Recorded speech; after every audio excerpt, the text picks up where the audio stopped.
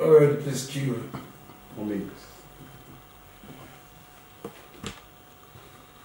Okay. Okay, thank you very much for this opportunity. Thank you very much. Let's start with your view of the present situation in the country, where the minimum age for voting is 18 years. While someone 18, someone 25 cannot run for any elected post in Nigeria. What do you think of this kind of system? Yeah, I think this is a clear disenfranchisement. Nigeria is clearly a country of young people, and if you look at about 42.5% of Nigerian population are below the age of 14, and majority of the country, about 72.1%, are actually below the age of 40 years. So it's like you are disenfranchising the entire group of people from governing. Meanwhile, they probably know what they need to do to govern their country much more better than you are doing it for them. You understand what I mean? So to me, it's a clear disenfranchisement. It's like you are trying to yank up a group of people and then remove them from making decisions about how their future should be. So this needs to be looked into, because Nigeria is predominantly a youthful country.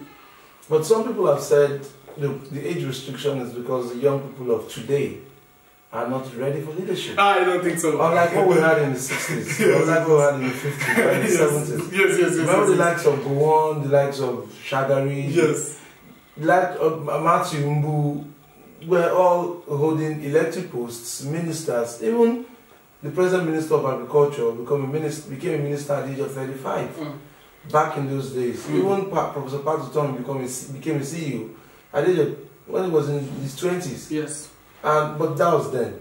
But we don't have that stories to tell today. And so a lot of people say, if you can't tell such stories today, why do you then think young people can lead the country? Now, if you check the country generally, from the beginning, as you have mentioned, it's been a doing of young people. From 1900, Herbert Macaulay started becoming very strong activist when he was young. And then from there, we have this Nigerian youth movement, where we have NX Ikoli, Samuel Akinsanya, and all these guys. They were all young people, and they were able to make British to create a parliament where their voices need to be heard. Now, and then we come even the present making of the system. Most of the people that have been leading us, that are leading us currently, have been leading the country when they were very young. So I don't think it's really a very good story to say that young people are not really ready to lead. I want to completely disagree with that. I want to believe that the young people have not been given opportunity to also be able to participate in decision making. That is why we don't know who they are. And young people in Nigeria, I think, are one of the most patient and most focused people that you can get in the world. Because we have a lot of them that despite all the issues that the country is having, they decided to create their own path. And most of them are striving.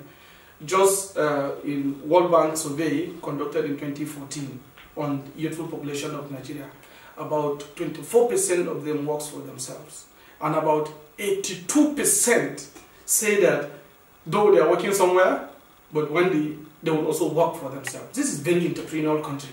So we cannot cage people and say that we know what they should do, and therefore we should definitely allow them only to do, we should do it for them, because they may not be able to take decision for themselves. They may be able to know, they may not be able to do things for themselves. Therefore, we should take decision for them. I think it's actually very wrong. I think young people are very ready. Why do you think people have such thinking?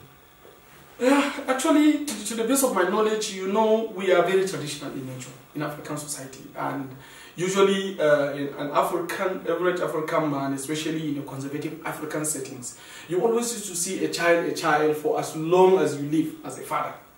And this, I believe, more than anything else, is what is dragging us back. Because most people hardly believe their children are actually equal to the task. Most people cannot even give responsibility sometimes, even for their children. Even drive them is usually a very difficult thing.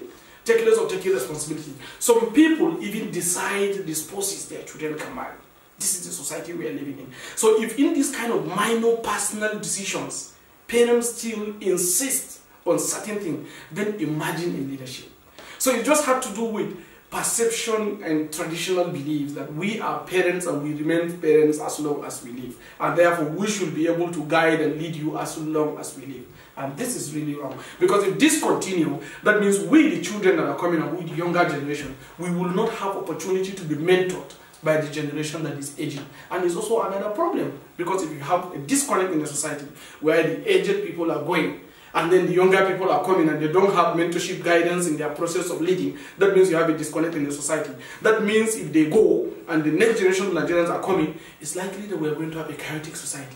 So it's very important. That is why our campaign is clearly saying that they should honorably, responsibly, we love them, we respect them, we value them, we honor them, they are our parents, but they should please honorably, responsibly retire and have a long and happy retirement. Help us, support us, guide us, and show us how we can continue to lead this country, because we are actually ready.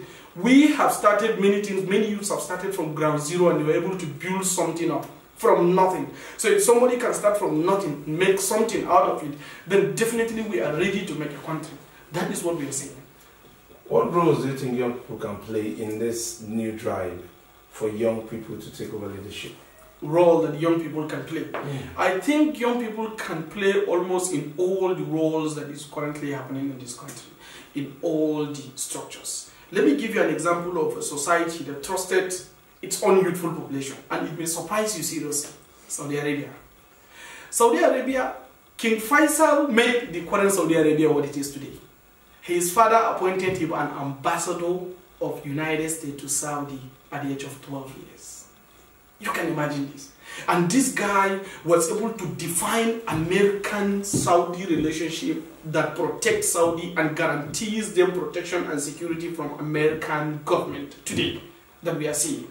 Now, all the current princes that you see in Saudi, especially the King Salman, King Fahad, all those kings, you know, most of these guys were within the core cabinet of Saudi authority 50 years back. Most of them. King Abdullah who died, King Fahad who died, and all of them were 50 years back. They were within the parliament. Most of them are in their 20s, in their 18, teenage age, and they were able to do a fantastic job.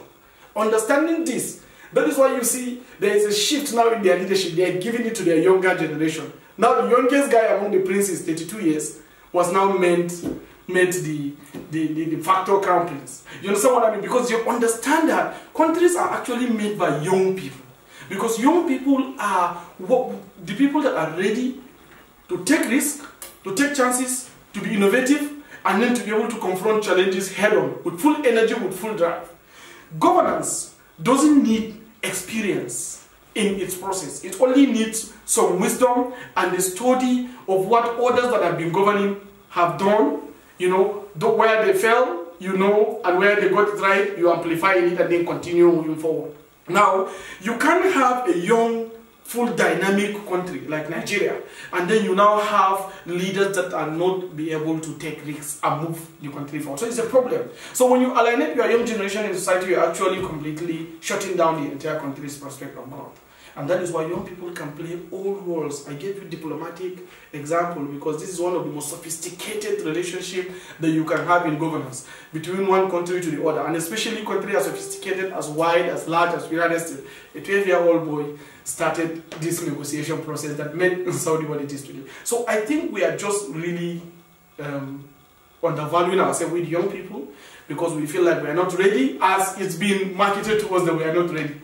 But this time around, we need to understand that we are ready and we are actually coming up. Now, you're going to tell young people that they are ready. Yes. What are you going to be telling them?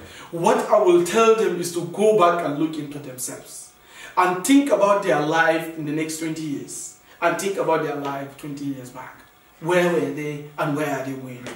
How do you think you will continue to live in the world where you give back to your children, where you are going to have your future invested in it, where you have your pride from it, where it's a platform that you always project out as identified by you, and then you now say that you are not ready to take responsibility in making this country a great place? Then definitely you are sleeping, and this is the time for all of us to wake up. Because this country is our own. It is our responsibility to come up. Sometimes, frankly, I don't even blame the elders that used to say we are not ready. We have displayed a lot of systematic attitude that we are actually not ready, because we don't take bold steps to come forward and say we are ready. Please, we want to take charge and lead this country. We want you to relax and rest. You are our elders. You need to enjoy the fruit of your labor. We need to move further than this.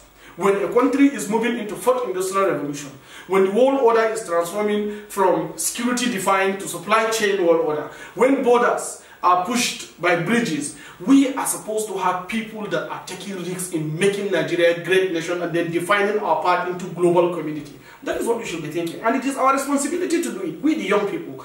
So the elders have done their best. They are patriotic in most cases. They at least keep us young. So it is time for them to relax and allow us to take responsibility. And we, the young people that feel like we are not ready, we are actually more than ready to do that. Let us stand up.